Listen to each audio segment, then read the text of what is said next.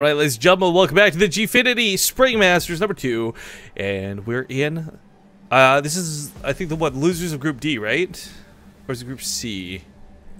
Winners Group C. Oh, we're already in the winners. I thought we were still okay. I didn't realize we were back in the winners group, but all right. Sorry, guys. Again, like we're bouncing around the brackets a little bit differently than conventionally done with groups, so easy to get lost. But luckily for you, GFINITY is doing a great job of updating things, as well as the Wikipedia page, so you can check out either if you get confused where we're at, like myself. That being said, though, spawning here in the bottom right corner of the map, of course, yes, you're right. This is the winners. That makes a lot of sense because you beat Bling yesterday. It's going to be the red Protoss SOS. And the upper left as the blue Zerg. It's mine, Sanity Sacsri.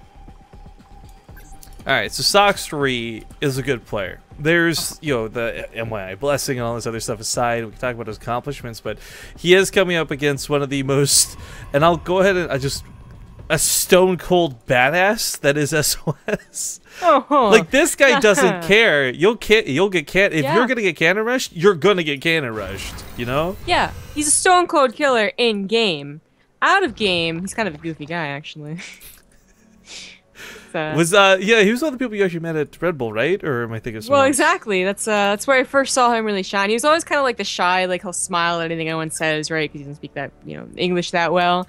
But he went ham at the party, man. Like he was like the nerdiest dancer, but it was so cute, right? He's just like flailing his hands around everywhere. So I used to hate this guy because Jaedong versus SOS 2013, but I couldn't really hate him after seeing that. So I just kind of appreciate his shenanigans at the chuckle. This I really like too. He fakes out the cannon, hoping for an overreaction. I mean, let's be honest, that's what he's known for. You come into a game versus SOS as a Zerg player, you have to assume cannons, and you can't just ignore it. So Sacsri puts a couple of drones there without overreacting, but of course we know a forge was never placed down. That was never going to be anything other than a fake out in the first place. Yeah. I mean, Sacsri saw that SOS didn't have the forge at the front, but SOS is also the type of guy who puts it in the main to specifically, like, psych out his opponent and get the secret kill. So definitely something you have to be cautious of, but he didn't overcommit, so that was really nicely done by Sacsri.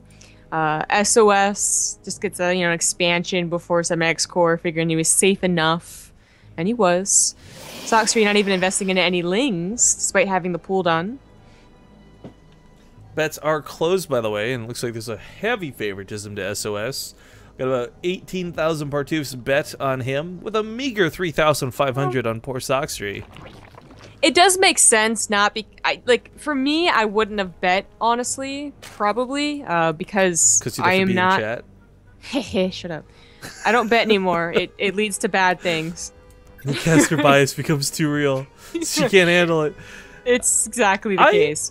I don't necessarily agree with those bets, though. A lot of the time we kind of use the Partoof bets as a way to kind of reflect on whether we think the crowd opinion matches ours or not for the matchup. And I gotta tell you guys, I've got a lot of faith in Sacsri. In fact, I would, dare I say, go as far as to call him possibly going to be able to win this series.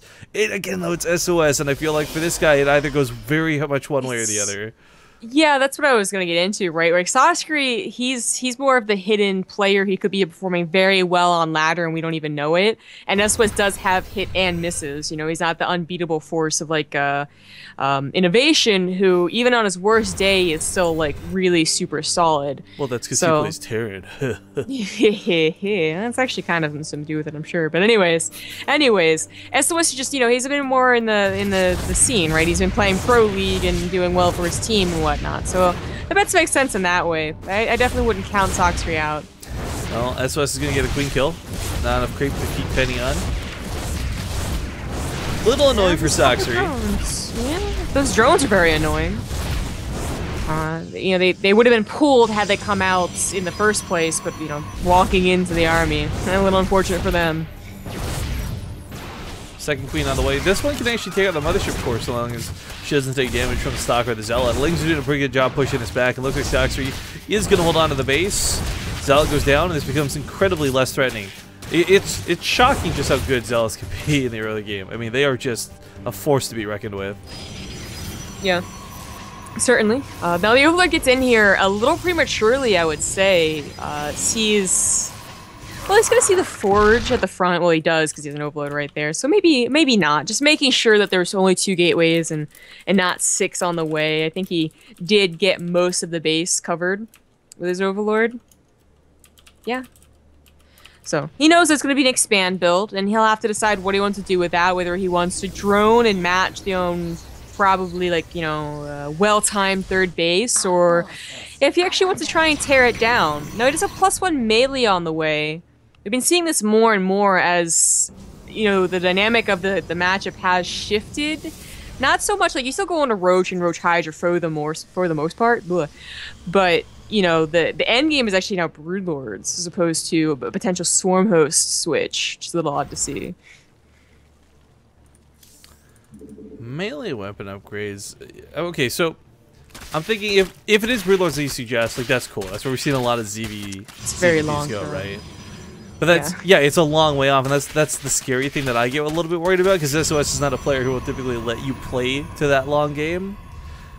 So I would love to see it get down to the point where it is SOS in the late game versus Sacsri in the late game. But Sacsri is going to be really kind of the one put on the I guess, can you get there sort of situation. He is going for the macro hatchery here at the 3rd rather than a 4th, so he's going to have a lot of production to work with. Scream Spirit's looking okay. It's not amazing, but man, if he can get to those ultras and like Broodlords or whatever the case may be, I think he'll do fantastic. Because even just Lings versus Blink Stalkers on mass isn't too bad.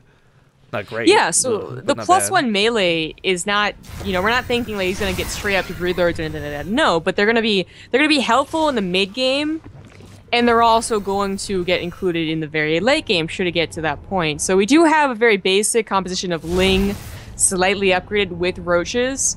But certainly going to be enough to push back this type of attack. Like, SOS really shouldn't do it at this point.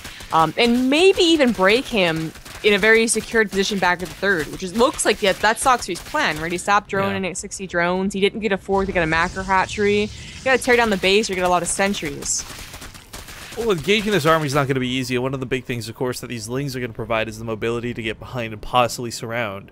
A lot of the times we're so busy watching a Protoss army and they just get this arc of force fields in the front, there's usually not enough energy to do it also in the back. But SOS has got so many sentries, a lot of energy. 3rd base is almost going to need a recall. Not want, but need a recall. As these couple of Stalkers warping in. Not going to be enough. Stalkers, yeah. That's your, I think, go-to, because you are looking towards that Blink Stalker +2 composition, but obviously not that great against Lings. So okay, so he does a lot to see.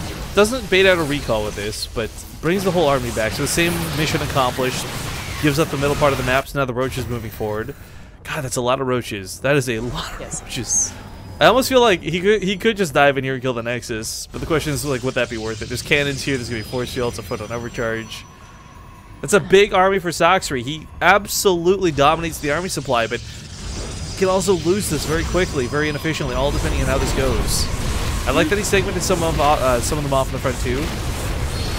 Just in case force fields were there, they wouldn't, Exactly. Lose like half of that as opposed to half his entire army, which would be quite bad.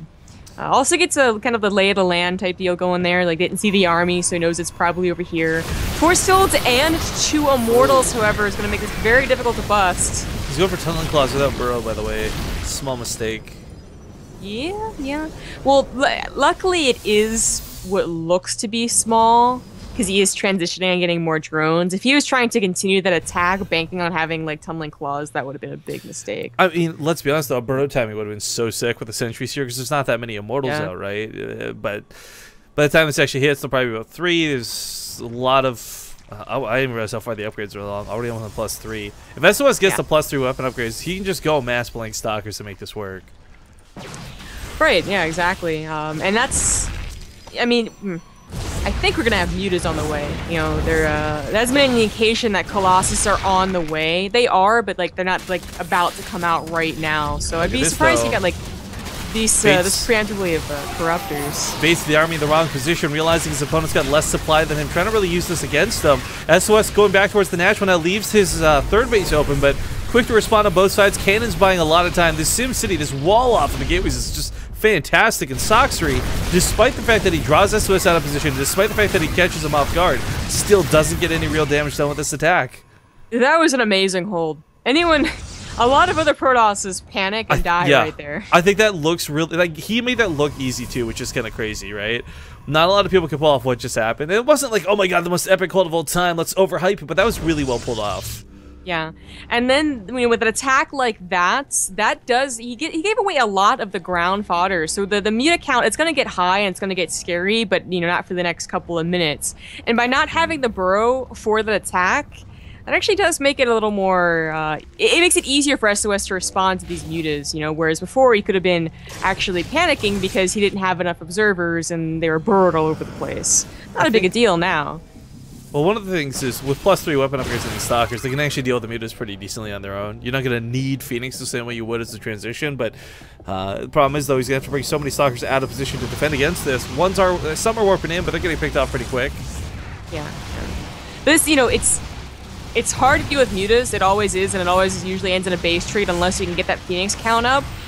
But at least he held the first attack so well that dealing with this is not just like smothering him, because that was the other option, was like a 1-2 like punch out for SOS. So he's probably not feeling super comfortable. You never really do against, Ling Muta, but he definitely has a good army and he's 40 supply away from being max. Once he's max, he could try and turn it into a base trade or just, well, maybe force into it himself, depending on what Sacsri does. Let's go for the attack, though. Just dives right in. The Mutas aren't even going to go for a harass. Just picking off the sentries at first. Goes for the Colossus on the backside, but I think the sentry kills are definitely a lot more valuable and a lot more worthwhile. So picks them all off, backs away. Starts to turn around, though, realizing he's overextended away from the Immortal support.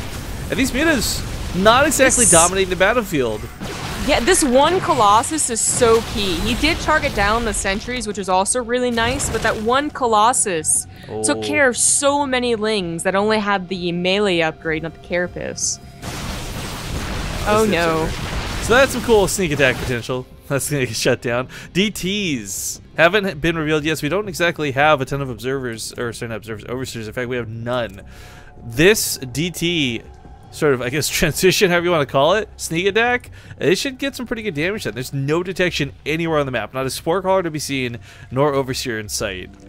Yeah, and this is really important to get Sacsri basically off SOS's back, right? Like, he's gonna have to react with one of the other mutas or the ground army, and either one suddenly makes holding and even maybe securing a fourth base a lot easier for SOS. And the fourth base, I think, in this situation is actually not so bad to take. It's right there below your main base and your, depending on Blink Stalkers, so it's actually kind of nice. Yeah. Looks like the drones have been spooked off that mineral line. 3 Overseers getting morphed as we speak. I mean, there's obviously been a little bit of a messy play out of Sacsri. The engagements haven't been the greatest, on top of the fact that the burrow was not really timed out for what he wanted for the tunneling class. But that being said, I still think his army's good enough to actually take this on. Problem is, his upgrades are really low. He doesn't exactly have the strongest army. It's going to take a little bit more than just this initial force. He'll take a backup one as well. But that Muta count has grown quite large, up to 30 Mutas. Not exactly auto GG, but rather than defending, he's going for the counterattack, and SOS smelled this out coming. He's got a big warp of Stalkers back at home. He's got some cannons up around that third. Natural base is fully walled off. Might lose some stuff here, but at the same time, he's also taking no prisoners. Going to kill that Spire. Yeah, that's always really important. That hopefully is the last building ever to go down, so what suddenly is 28 mutas at the start of a base trade turns into like 40 at the end, and you barely get out the win. As it is now, Sacsri is a little desperate here. He's pushing into the third, and only with 3 cannons, he might just be able to, I think he will break it, in fact. Get the Dark Shrine as well, that'll be helpful. Speaking of which, Dark Templar warping to deal with the ground army. Very good idea from SOS. Yeah, meanwhile, though, natural base under attack. I mean, he could burrow the drones. There we go, starting to do that. But trading bases for bases like this, I'm not sure it's going to work out well for Sacsri, because he's got a force that's coming here that can deal with him. This amount of Stalkers can easily deal with the Muta count that's currently available. So he's kind of got to get as much damage as he can here and get out, I feel. Yeah. Get the Dark Shrine, get out. But he took down a third base for 2.5 bases, because he lost a lot of drones as well as most of his tech, and again, the Spire. I'm not sure, actually, I think Sacsri actually has lost this game. I don't know. His only thing is like the mutas right now. Well, okay, yes, the mutas are kind of they're almost gimmicky, depending on how much goes down as he runs around the map like this, but he's got the newest base fully spawn card up. He's got mining for days over here. He's got the drones he did keep alive. He transfers back to the third. If the mutas come home, I think they can deal with this amount of Stalkers a lot easier than they can deal with that amount of Stalkers. I don't think it's over just yet, but you're right, SOS is in a good spot. I'm not going to even argue against that. The Stalkers are trying to catch up here. Even this trade isn't so bad because recall, like SOS has a lot in the bank, so he immediately slaps down a third base. Like, that's not that bad. And in fact, he saves most of those Stalkers and will take a really great engagement against the Mutas. Yeah, 18 falling back on this. If he fights around the spine course, maybe this looks a little bit different. But you know, he also depowered a lot of the gateways, which was a bit of a problem. Took some time to get those pylons back up. This one actually never died. Oh wow. So even if you got like 30k in the bank, it doesn't matter if you can't build anything with it. But holding up on this last base, kind of a last bastion of hope. Yeah, Muta's getting into the natural again, and SOS doesn't have a lot of money to warp in Stalkers, so this is, you know. No, he's got this. SOS. No. The Immortals will tear through this if the Stalkers don't.